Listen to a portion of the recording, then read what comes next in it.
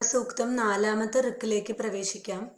നാലാമത്തെ ഋക്ക് അന്യജായാം പരിമൃശന്ത്യസ്യ യസ്യാഗൃധദ്വേദനെ വാജ്യക്ഷ പിതാ മാതാ ഭ്രാതര ഏനമാഹുർന ജാനീമോ നയതാ ബദ്ധമേതം.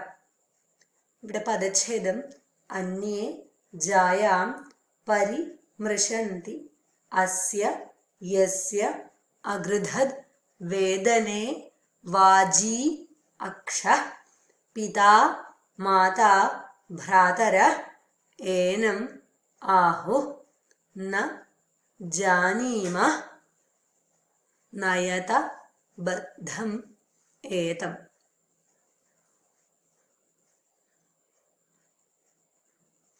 ഇവിടെ അന്വയം വരെ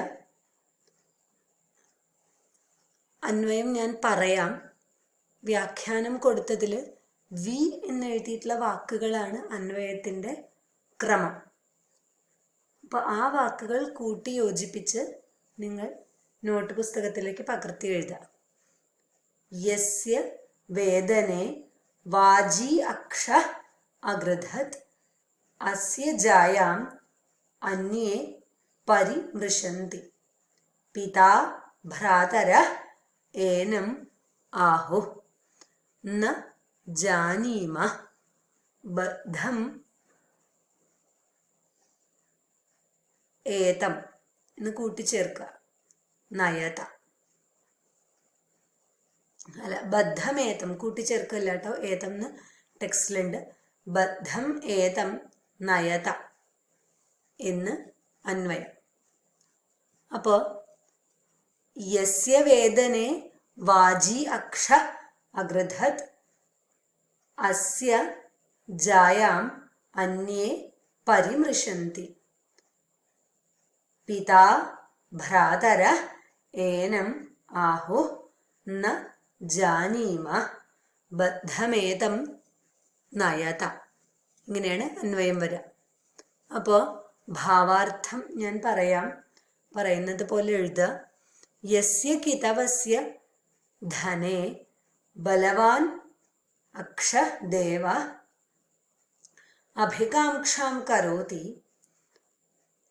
തസ്യ കിതവസ്യ ജായാം ഭാര്യാം അന്യേ പ്രതികിതവാ വസ്ത്രകേശാദ്യാകർഷണേന സംസ്പൃശന്തി കിഞ്ച പിതാ ജനനീ ച സഹോദരാശ്ച ഏനം കിതവം വദന്തി വയമസ്മദീയമേനം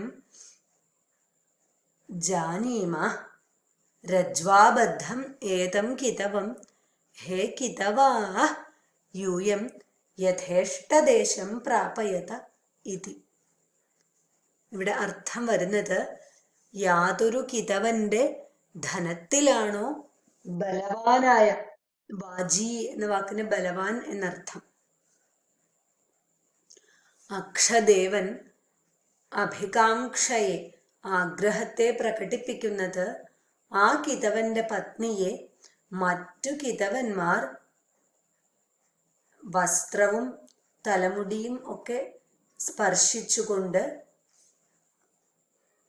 അപമാനിക്കുന്നു.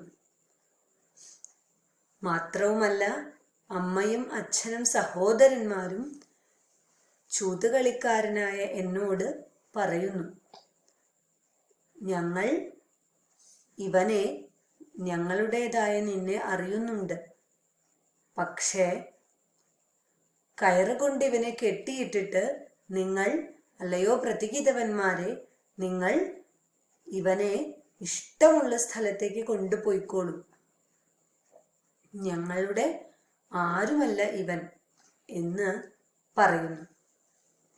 ഇതാണ് ഈ ശ്ലോകത്തിന്റെ ഭാവാർത്ഥം. അപ്പോ ഇവിടെ വേദനേ എന്ന വാക്കിന് ധനേ എന്നർത്ഥം എഴുതണം.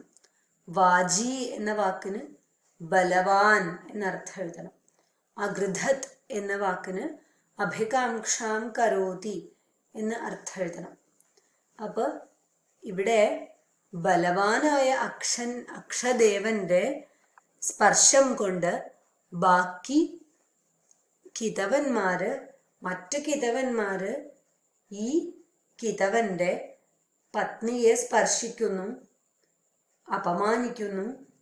പിതാവും സഹോദരന്മാരും അമ്മയും ഒക്കെ ഈ കിതവനെ ഉപേക്ഷിക്കുന്നു. ഞങ്ങൾക്ക് നിന്നെ അറിയില്ല എന്ന രീതിയിൽ പെരുമാറുന്നു.